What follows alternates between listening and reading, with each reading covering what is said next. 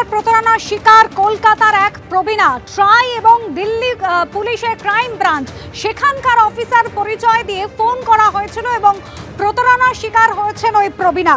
ভয় দেখিয়ে তার কাছ থেকে 66,27,000 টাকা হাতিয়ে নেওয়ার অভিযোগ করছেন ওই প্রবীণা। এটাই প্রথমবার নয়, কিছুদিন আগেই কলকাতায় এই ঘটনা ঘটেছে, এমনকি ত্রিপুরা সেখানেও ঘটনা ঘটেছে। একেবারে বয়স্ক মানুষদের ভয় দেখিয়ে প্রতারণার ছক কষা হচ্ছে। আবির দত্ত আমাদের প্রতিনিধি সরাসরি রয়েছেন আমাদের সঙ্গে। আবির, এটা তো একটা নতুন ট্রেন্ড, পুলিশ সিবিআই পরিচয় দেওয়ার। এবার যেটা দেখা যাচ্ছে একেবারে দিল্লি পুলিশের ক্রাইম ব্রাঞ্চের অফিসার সেই পরিচয় দিয়ে ভয় দেখানো হচ্ছে। দেখো, একেবারেই দিল্লি পুলিশের ক্রাইম ব্রাঞ্চের অফিসার পরিচয় দেওয়া হয়েছে এমনটাই জানতে পেরেছে পুলিশ, এবং তার সঙ্গে সঙ্গে ট্রাইয়ের অফিসার হিসাবেও কিন্তু পরিচয় দেওয়া হয়েছে। এবং যারা এই পরিচয় দিয়েছে তারা কলকাতার শিয়ালদাতেই একটি জায়গায় আস্তানা গেড়েছিল, অর্থাৎ একটি হোটেলে তারা লুকিয়ে এই কাজ করেছিল বলে অনুমান করা হচ্ছে। যেটা অনুমান সেটা হচ্ছে চারুমার্কেট থানার অন্তর্গত এক মহিলাকে ফোন করা হয় এবং আইভিআর কল, বিশেষ ধরনের কল ইন্টারনেট পরিষেবার মাধ্যমে করতে হয়। সেই আইভিআর কল যেটাকে ট্রেস করার ক্ষেত্রেও যথেষ্ট বেগ পেতে হয় সাধারণত, সেই আইভিআর কলের মাধ্যমে ফোন করে বলা হয় তার বিরুদ্ধে অভিযোগ রয়েছে এবং একাধিক মানুষ অভিযোগ করেছে এবং সেই বিষয় নিয়ে তারা ব্যবস্থা নেবে, এবং ব্যবস্থা তখনই নেবে না যখন 66,27,000 টাকা তিনি ট্রান্সফার করবেন। এবং ভয় পেয়ে গিয়ে ওই মহিলা ট্রান্সফার করে দেন টাকা, এবং এরপর তিনি পুলিশের দ্বারস্থ হন, থানাতে লিখিতভাবে অভিযোগ করেন। থানার অভিযোগের ভিত্তিতে ঘটনার বিষয় নিয়ে জানতে পেরে লালবাজারের গোয়েন্দা শাখার টিম তারা বিষয়টা তদন্ত শুরু করে। সমস্ত বিষয় খতিয়ে দেখার পরে, বিভিন্ন ডেটা অ্যানালাইসিস করার পরে তারা ওই দুই ব্যক্তি কোন জায়গায় রয়েছে তারা জানতে পারেন, এবং এরপর শিয়ালদা চত্বর থেকে এই দুজনকে গ্রেপ্তার করা হয় এবং যে দুজন মুম্বাইয়ের বাসিন্দা এমনটাই জানা যাচ্ছে। এবং পুলিশের তরফ থেকে যেটা জানানো হচ্ছে যে ধনজি জগন্নাথ শিন্ডে 36 বছর বয়সী এক ব্যক্তি এবং বিনোদ কন্ডিবা পাওয়ার 40 বছর বয়সী এক ব্যক্তি, এই দুজনকে ইতিমধ্যে গ্রেপ্তার করা হয়েছে।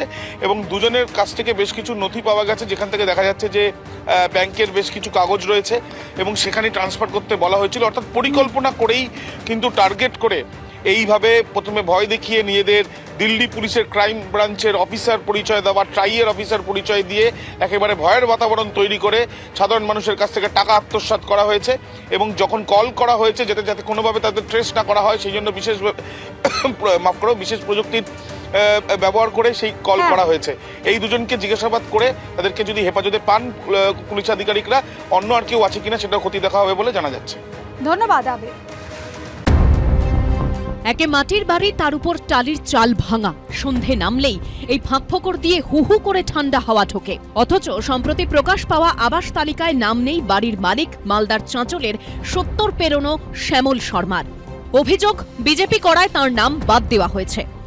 আমি বিজেপি করি বলে আমার নাম বারবার করে বাদ দেওয়া হচ্ছে। এখন তো তৃণমূল সরকার, আজ 10-15 বছর হতে চললো সরকার, কোনো ভুক্কেবি করে না। কয়েকবার বাড়ির আবাসন যোজনার নাম তালিকা থাকা সত্ত্বেও বারবার করে নাম কাটছে আমার।